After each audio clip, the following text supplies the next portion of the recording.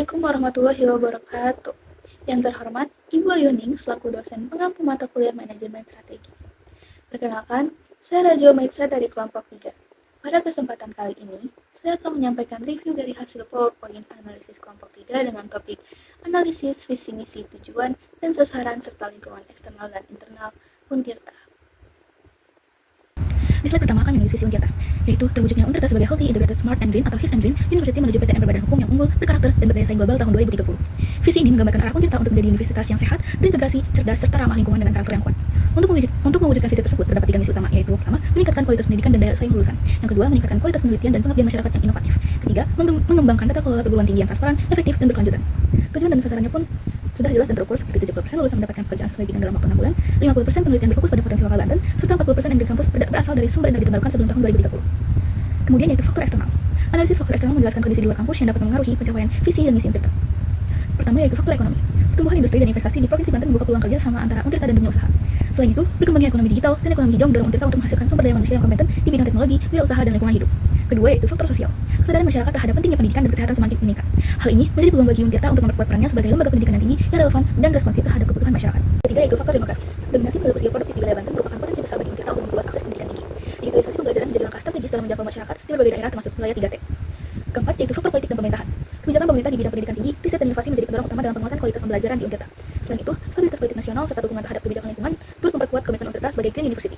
Kelima yaitu faktor budaya dan adat istiadat. Masyarakat Banten memiliki budaya religius, gotong royong, dan kearifan lokal yang kuat.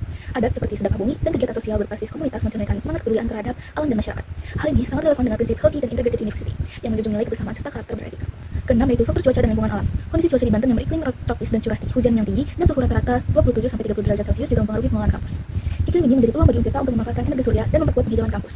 Namun, tantangannya adalah curah hujan yang berpotensi menimbulkan genangan air, sehingga diperlukan sistem drainase hijau yang baik serta tata ruang kampus yang adaptif terhadap perubahan iklim. Ketujuh yaitu faktor teknologi. Perkembangan teknologi seperti artificial intelligence atau AI, big data, dan e-learning menuntut Untirta untuk memperkuat sistem smart kampus. Teknologi ini dapat mendukung efisiensi akademik, manajemen data, serta inovasi riset dan pengabdian kepada masyarakat. Kedelapan yaitu faktor media. Media digital berperan penting dalam memperkuat citra Untirta di tingkat nasional maupun internasional. Melalui publikasi riset, promosi kampus, dan kolaborasi daring, Untirta dapat meningkatkan daya saing globalnya. Yang kesembilan itu faktor hukum. Landasan hukum seperti Undang-Undang Nomor 12 Tahun 2012 tentang Pendidikan Tinggi dan Undang-Undang Nomor 32 Tahun 2009 tentang Lingkungan Hidup memberikan dasar yang kuat bagi Untirta untuk membangun sistem tata kelola kampus yang transparan, akuntabel, dan berkelanjutan. Kesepuluh yaitu faktor bisnis dan kebijakan. Kerjasama riset, inkubator bisnis, dan kemitraan dengan dunia industri menjadi peluang besar bagi Untirta dalam memperkuat inovasi yang berorientasi pada kebutuhan nyata. Selain itu, kebijakan pemerintah seperti program SDGs dan jalur afirmasi 3T juga membuka kesempatan bagi Untirta untuk memperluas akses pendidikan yang inklusif. Untuk faktor internal, kelompok kami menggunakan pendekatan 6M, yaitu Man, Money, Machine, Method, Market, and Material. Yang pertama yaitu Man, atau sumber daya manusia, mengembangkan kompetensi dosen, tenaga kependidikan, dan mahasiswa agar unggul, berkarakter, dan berintegritas. Kedua yaitu Money, atau keuangan, optimalisasi pendanaan dari pemerintah dan kerjasama industri yang dikelola secara transparansi sesuai prinsip Good University Governance. Ketiga yaitu Machine, atau teknologi dan peralatan, pemanfaatan teknologi digital untuk sistem akademik terintegrasi, serta penggunaan peralatan ramah lingkungan. Keempat yaitu Method, atau metode, inovasi metode pembelajaran dan manajemen kampus sesuai perkembangan teknologi dan kebutuhan zaman. Kelima yaitu Market, atau pemasaran dan citra kampus, penguatan citra Untirta melalui promosi digital, publikasi riset, dan kerjasama strategis. Keenam yaitu material atau fasilitas dan infrastruktur, peningkatan fasilitas kampus yang sehat, modern, dan berwawasan lingkungan sesuai konsep Healthy and Green University.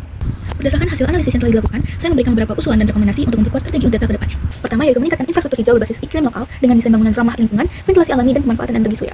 Kedua yaitu mengintegrasikan nilai-nilai adat dan kearifan lokal Banten dalam pendidikan karakter serta kegiatan pengabdian masyarakat. Ketiga yaitu mengembangkan riset kolaboratif di bidang pesisir, pertanian tropis, dan adaptasi perubahan iklim. Keempat yaitu memperluas digitalisasi kampus hijau, termasuk sistem akademik, administrasi, dan publikasi ilmiah. Kelima yaitu menyelenggarakan program Green and Cultural Week, yaitu festival tahunan yang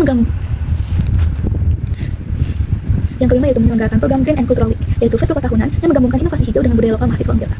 Sekian hasil analisis dan usulan dari saya. Semoga hasil analisis dan usulan ini dapat menjadi inspirasi bagi seluruh sivitas akademik Untirta untuk terus berinovasi, menjaga budaya lokal, serta mewujudkan kampus yang sehat, cerdas, dan berkelanjutan. Sekian dari saya, kurang lebihnya mohon maaf.